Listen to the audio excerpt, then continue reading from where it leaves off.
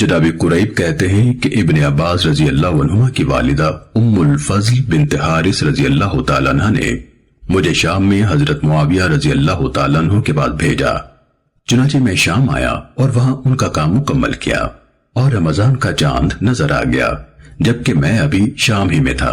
ہم نے جمعے کی رات کو چاند دیکھا۔